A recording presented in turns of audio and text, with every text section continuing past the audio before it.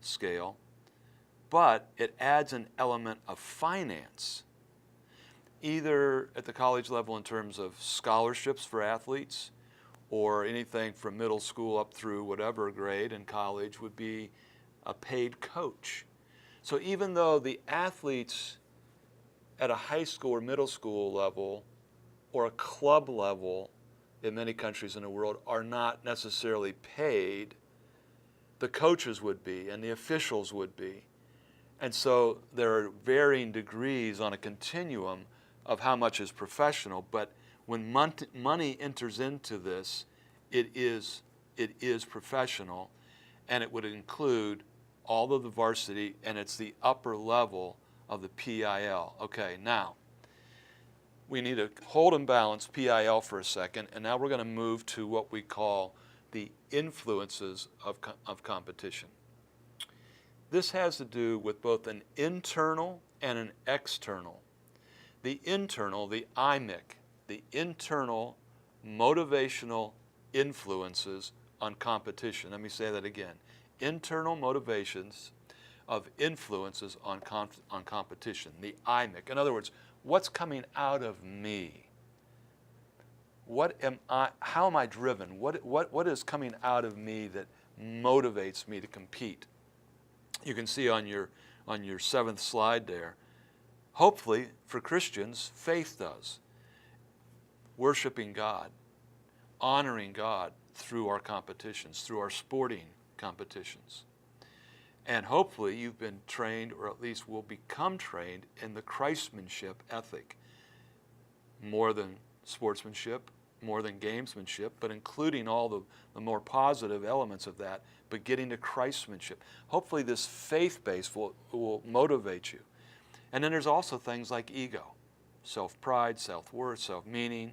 These are all the kinds of internal motivations, and hopefully the spiritual side of that will only be positive, but some of those other ego things, they might go either direction, positive or negative. Okay, that's the IMIC, the EMIC, the external motivational influences on competition you see on the right side of your screen. These have to do with things like reward. I'm going to get famous for it. I'm going to get money for it. People, and this is possibly the most influential, our parents. We see huge influences externally by parents, by coaches, by our peers, our teammates, or those that co-compete with us on other teams, even officials, referees, umpires, etc.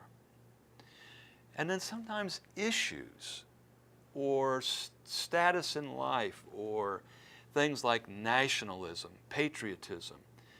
More and more gender is fitting into this. School loyalty or club loyalty. These are all external motivational factors.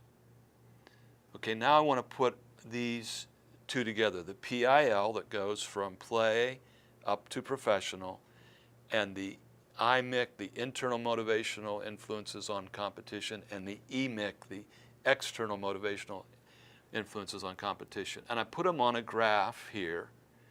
And this graph will show you, first of all, the internal influences. So this is the IMIC. And you see that it could go +1, -1, all the way up to +3 or -3. 0, right in the middle, is it's neutral. It has no influence. Externally, a parent has no influence. Externally, there's no self-ego or pride that has an influence.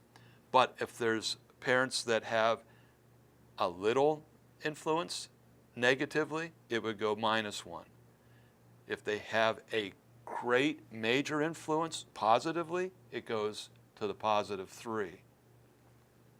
So, why does trained in Christmanship not have any negatives? I expressed this already.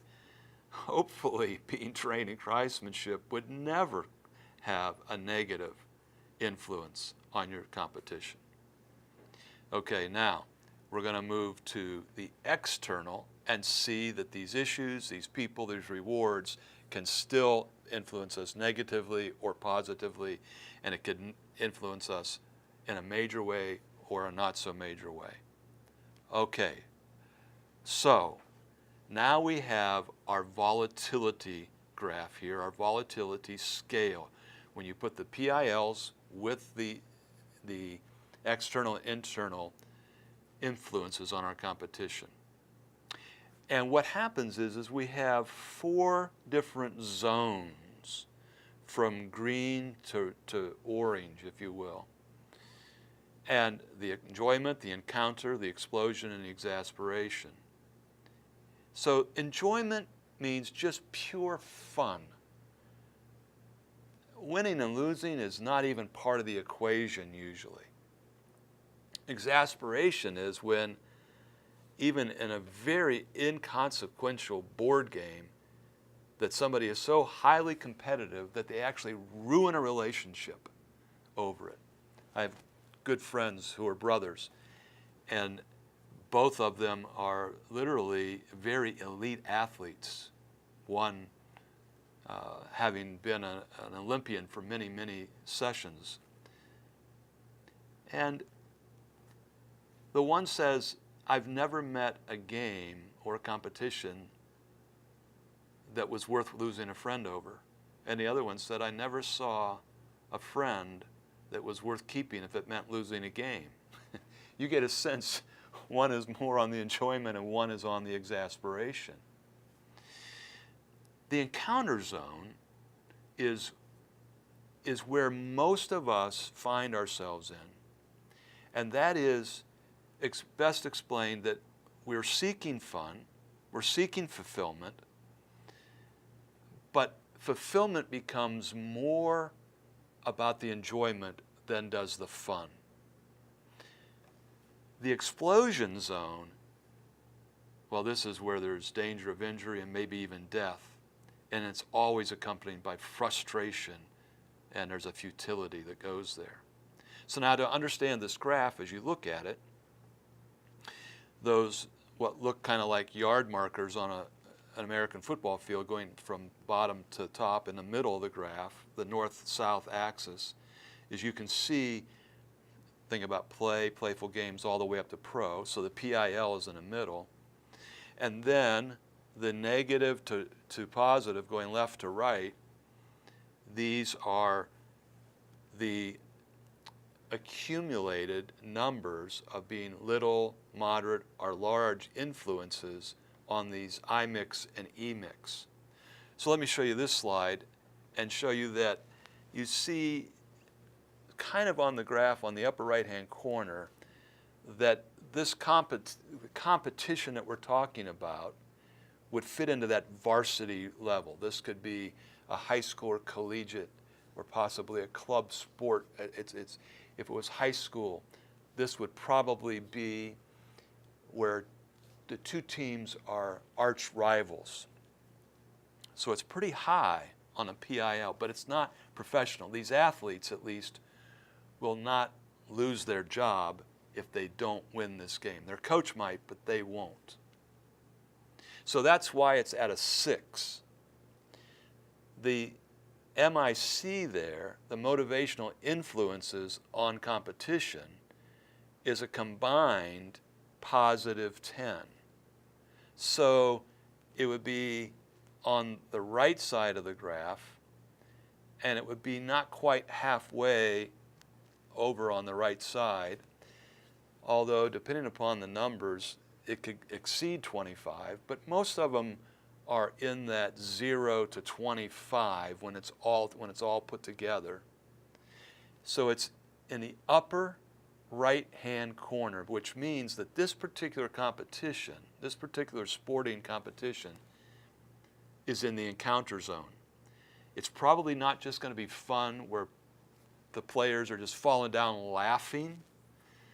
Last night was the American baseball all-star game.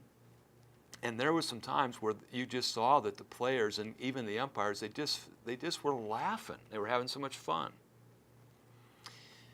Come the World Series, at the end of the season, this coming October, There'll be very little laughter, but there will be a seeking out of fulfillment.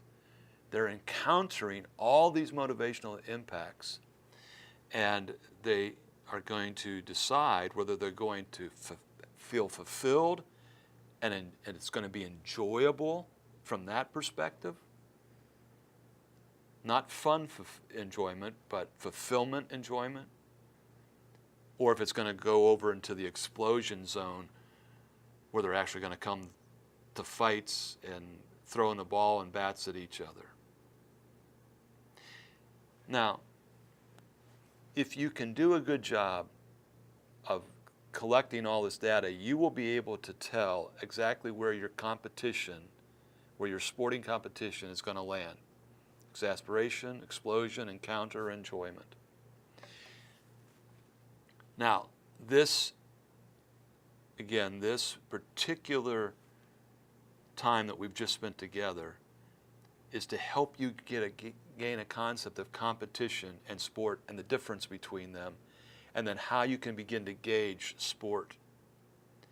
And the reason that this is important for sports ministers is because as you run leagues and camps and activities, it's very important for you to try to minimize the internal and external influences on competition, the EMICs and the IMICs, and accentuate the positive sides of those, creating an environment in which those positives are accentuated, rewarded, and really pushed and hammered on. And then recognizing where it is on a PIL, and recognizing that the higher that it goes on the scale,